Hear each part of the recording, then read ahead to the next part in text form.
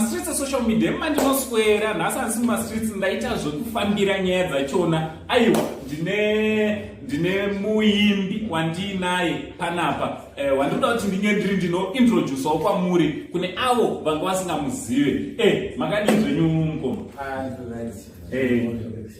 Chokwadi mungada kuzivisa mhuri yeZimbabwe kuti munonzani uye munoimba mhando ipi yemumhanzi?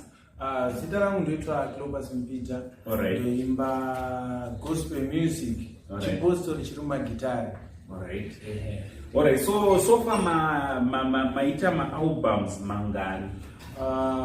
Ndane ma-album 2. Alright. Yeah. 2 ma-albums.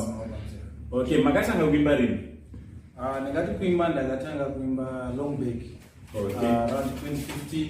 Alright. But kuzotintange kuimba ndega, my first album ndakarecorda. It was 2019 yakabva 2020. Alright. So panziyo dzenyu dziri kupisa ndeipi yamunoti iyi ndo iri kunyanyozikanwa kana kugamuchirwa nevanhu? Handingatangu one yakanyanya kugamuchirwa nevanhu, but ndingangoti ma-albums acho ese aingogamuchirwa. But yakanyanya kupisa yainzi ndega ndigone. Munganombopa ukapisi mchana? Kande ndigone. Aiwa ndega ndigone, ndega ndigone, ndega ndigone, ndega zvinoramba.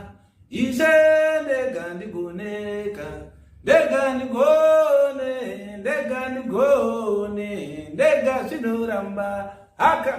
Alright. Aiwa ndega ndigone zveshe. Mazwa ndega ndigone kana panapa TV ndega andigone. Wega ugone muzukuru kwauri koko. So ndezvipi zvamuri kuvavimbisa zvamuri kuvabikira kunzoko uyezve vanenge vachizonozviwana papi kana vakada kuti vakufollowe? Okay. Ningati right now titori mu studio right now. Makumbe production. Yeah. To formally brand new. Yeah. Production. Ningati parizvinezvi since ugadzira third album. Yes. Zvamangoona. Masupporter vanotifollowa wacho wese vanotiwana paFacebook. Tiripo kangosvika Clopas Mpita. Alright. And the Mighty Glory. Then YouTube. Clopas Mpita. Alright. Tiripo zvakare. Alright. So uchibva panapa ibva vanosubscribe paYouTube channel yakanzi Clopas Mpita. Also go and follow his Facebook page rakanzi Clopas Mpita. Anditi aiwa ndinokutendai mukoma nenguva yamatipa. Mungada kuvapa kekupedzisira chivhara? Kekupedzisira kanenga wapa kari pa second album. Alright. Kanonzi handina simba. Okay. Pane panonzi Baba ndauya handina